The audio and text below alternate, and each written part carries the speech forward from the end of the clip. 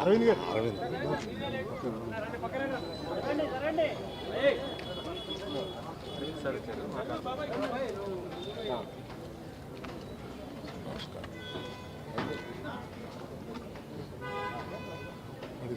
మా కుటుంబానికి వారికి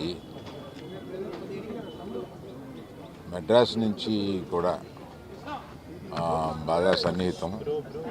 మేము సుమారుగా 35-40 సంవత్సరాలు వినపడుతుందమ్మా 35-40 సంవత్సరాల నుంచి మేము కుటుంబాలు కలిసి ఉండేవాళ్ళం. మా నాన్నగారికి ప్రత్యేకంగా కోట శ్రీనివాసరావు గారు అంటే చాలా ఇష్టం.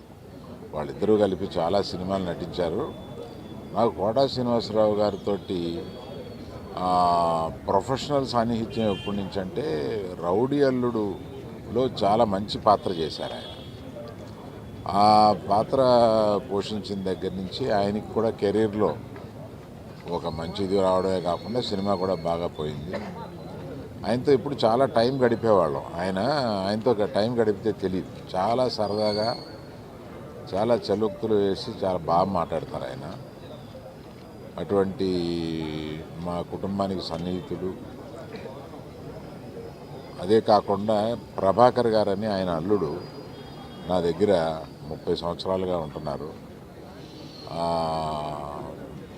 అది ఒక బంధం మాకు.